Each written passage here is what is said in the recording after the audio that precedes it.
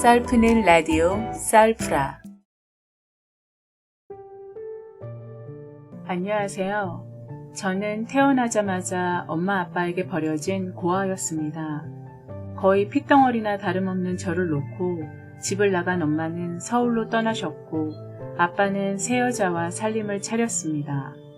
저보다 2살 많은 오빠는 아빠와 함께 새엄마랑 살았고 전 혼자였습니다. 친모는 오빠를 낳고 아빠의 외도로 인해 이별을 결심할 때쯤 제가 뱃속에 들어선 사실을 알게 되자 차마 지우지 못하고 어쩔 수 없이 저를 낳았다고 어르신들이 말씀해 주셨습니다.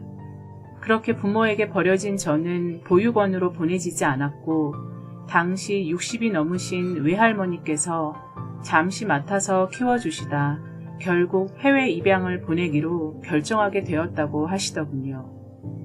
그때가 1970년대 후반이었는데 당시 우리나라는 아기 수출 대국이라는 오명을 얻을 정도로 많은 아기들이 해외로 입양되는 건수가 어마어마했었다고 하죠. 거기에 저도 포함될 뻔한 일인이에요. 다행인지 불행인지 저는 해외로 수출되지 못하고 한국에서 고모 집, 이모 집, 삼촌 집들을 전전하며 눈칫밥살이 20년 만에 보증금 200에 월세 35만원짜리 원룸태를 얻어 독립을 하게 되었어요. 그제서야 저희 자유를 찾았죠. 지방 반도체 회사의 생산직으로 입사를 하면서 드디어 제 손으로 돈을 벌게 되었고 조금씩 저축도 하며 세상 눈치 안 보고 마음 편하게 지낼 무렵 생각지도 않던 절 버리고 나갔던 친모라는 분에게서 연락이 왔습니다. 너무나 당황스러웠지요. 어린 핏덩이를 그렇게 버리고 나가서도 제게 미안하단 말은 단 한 번도 없으셨고 서울에 올라와서 엄마와 같이 살자고 말씀하시더군요. 솔직히 날 낳기만 했지 같이 만나서 밥 한 번 먹은 적 없던 사이인데 일단은 큰맘 먹고 친모를 만나봐야겠다 생각을 했습니다. 커피숍에서 앉아 계신 그분은 딱 봐도 제 엄마라는 걸 느낌으로 알 수 있었어요. 저와 너무 닮은 모습에 눈물이 왈칵 쏟아졌고 그렇게 우리 둘은 한동안 말없이 눈물만 흘렸습니다. 그리고 저는 지방 생활을 정리하고 친모와 함께 살기 위해서 서울로 올라왔습니다. 친모가 운영하던 가게 일을 도와드렸습니다. 아침 10시에 오픈해서 밤 12시까지 운영하던 카페였는데 처음엔 친모가 이렇게 20년 넘게 장사를 하시면서 많이 힘드셨겠다는 안쓰러움과 재혼도 않고 홀로 오랜 시간을 외롭게 보내셨다는 걸 생각하니 마음이 짠하기까지 하더군요. 그래서 처음 몇 달은 친모를 이해하려고 노력했고 가게 일이 힘들어도 내색 한번 않고 지냈습니다. 그러던 사이 저희 유일한 핏줄이었던 오빠가 요즘 들어 가게를 들락거리며 친모와 연락을 자주 하더군요. 그럴 때마다 전 외톨이가 되었고 친모와 오빠는 어릴 적부터 왕래는 하고 지냈던 모양이었는지 저보다 훨씬 더 가까워 보였고 살갑게 애교도 부리며 엄마에게 한 푼이라도 더 타가려고 애쓰는 오빠의 모습이 참 낯설면서도 전 왕따가 되는 느낌이었습니다. 그러다 친모께서 오빠에게 당신이 타고 다니던 외제차를 선물로 주시며 힘들게 버스 타고 다니지 말라고 하더군요. 그리고 오빠는 사업을 하겠다고 돈이 필요하다며 엄마에게 조금씩 뜯어가기 시작했고 엄마 역시도 서스름 없이 큰 목돈을 마련해 주시기도 했습니다. 자식 둘을 놓고 홀로 집을 나와버린 죄책감 때문이었는지 아들인 오빠에겐 아낌없이 금전적으로 큰 보탬이 되어주시는 것을 목격하곤 했었죠. 오랜 시간이 지나 저는 한 남자를 알게 되었고 그 사람과 결혼을 약속하였습니다. 그러나 친모는 그 사람과의 결혼을 막무가내로 반대를 하셨고 정 결혼을 하겠다면 저보고 이 집을 나가라고 엄포를 놓으시더군요. 그리고 제게 이 집을 나가는 순간 자식 하나 없는 셈 치며 살겠다고까지 말씀하셨습니다. 그때 저도 이 사람에게 뭐가 씌었는지 그런 친모를 뒤로 한 채 집을 나와버렸고 결국 부모님 없는 결혼식을 올렸습니다. 아빠와 새엄마에게도 결혼 소식을 알렸지만 끝내 오시지 않았고 오빠 역시 참석하지 않았습니다. 그때야 비로소 난 고아구나 하는 생각에 정말 마음이 미어지듯 너무 아팠습니다. 지금까지 자식을 낳고 40이 넘은 이 나이에도 제겐 그 일은 평생 잊지 못할 상처로 남더군요. 그 뒤로 친모와 연을 끊고 산 지 15년이 흘렀습니다. 문득 엄마 생각에 눈물도 흘리며 아이를 출산할 때, 사는 게 너무 힘들 때 아이 데리고 한번 찾아가 뵐까? 예쁜 손녀라도 보시면 마음이 좀 풀리실까? 라는 생각을 수없이 되뇌었지만 차마 찾아뵐 용기가 나질 않더군요. 그러던 어느 날 친척들을 통해 아빠가 많이 편찮으시다는 소식을 듣게 되었습니다. 폐암 말기로 3개월을 넘기기가 힘들 정도로 상태가 많이 안 좋으시다고 하더군요. 그래서 아이를 데리고 큰맘 먹고 새엄마와 아빠가 계신 집으로 찾아갔지만 그날 아빠께서는 이유 없이 제가 싫다며 저를 피해 집에 계시지 않았습니다. 어쩜 부모들이 하나같이 핏덩이를 버리고 간 죄책감은 온데간데 없고 제게 상처만 남겨주시는지 모르겠습니다. 저와 새엄마는 얼굴 몇 번 본 게 전부라 큰 정은 없었고 그나마 오빠는 아빠와 새엄마 셋이서 함께 오랫동안 살면서 낳은 정보다 기른 정이라고 참 다정해 보이긴 하더군요. 그러면서도 친모에게 가끔씩 찾아와 돈을 조금씩 뜯어가며 뚜렷한 직장 하나 없이 백수 생활로 사는 오빠는 이중인격자인 듯 보였습니다.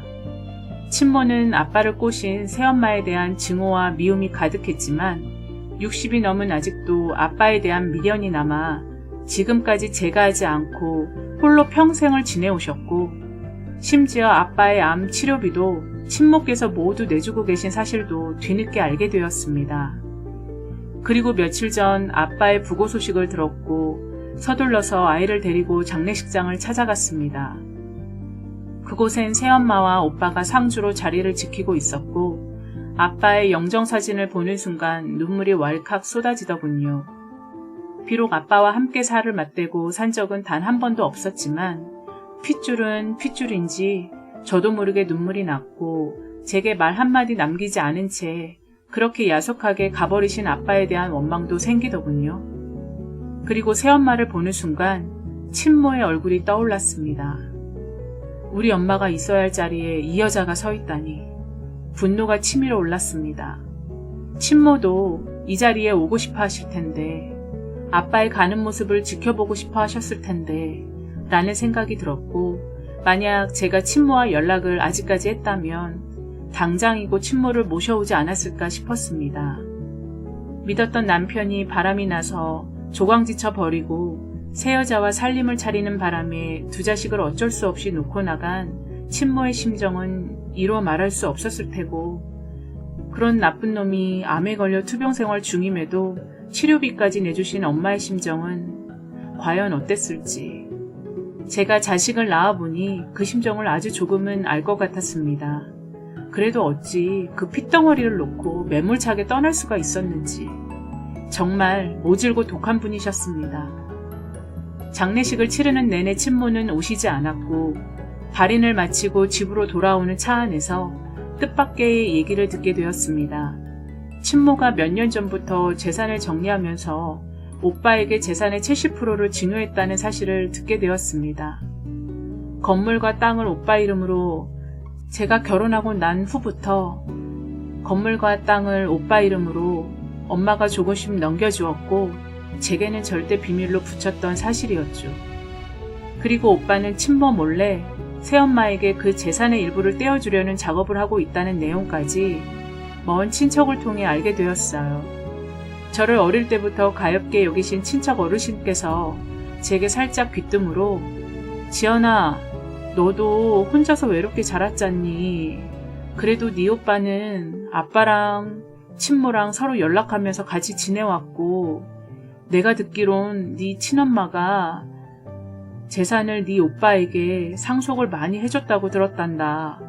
너도 이렇게 고생하면서 살지 말고 네 재산 꼭 챙겨라 라며 말씀을 해주셨어요. 그래서 전 그 말씀을 듣고 너무 놀라 고모 할아버지 그게 무슨 말씀이세요? 오빠에게 재산이 많이 갔다니요? 라고 되물었고 고모 할아버지께서는 나도 자세한 건 모르겠지만 네 아버지 살아계실 때 네 친모가 땅이며 건물이며 재산을 조금씩 정리했다고 들었다. 네 오빠가 그 재산을 다 네 새엄마 그 여자한테 빼돌리기 전에 얼른 네 재산 꼭 찾으라고. 알겠지? 하시면서 저에게 신신당부를 하셨습니다. 그 말을 듣고 전 너무 당황스러웠고 엄마가 살고 계신 건물의 등기부 등본을 떼보니 역시나 1년 전 오빠에게 증여한 내역이 있었습니다. 그 건물의 소유주는 오빠였던 거죠. 그런데 돌지 않는 이상 오빠는 어떻게 아빠의 새여자, 요즘 말로 상간녀에게 친모의 재산을 몰래 넘겨주려고 한다는 건지.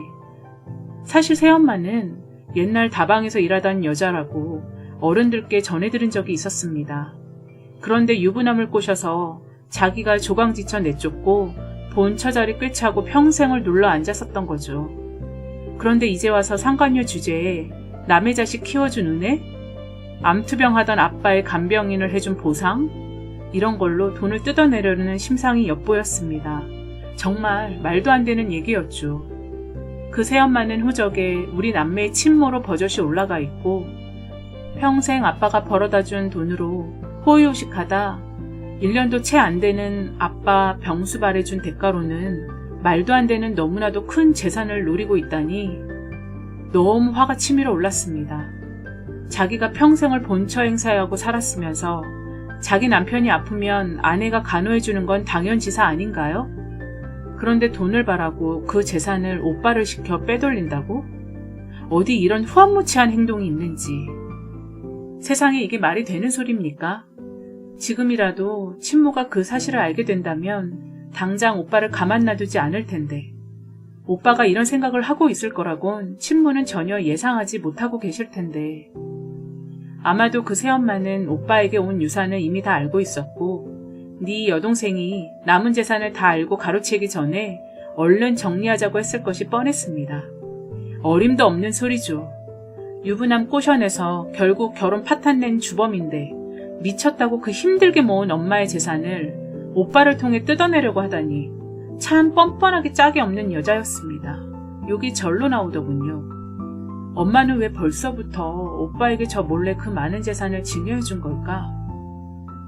사실 엄마에게도 너무 속상하고 서운했지만 이게 제 팔자인가 봅니다. 전 늘 이렇게 뒤통수를 맞고 당하면서 호구짓은 다 하고 살았으니까요.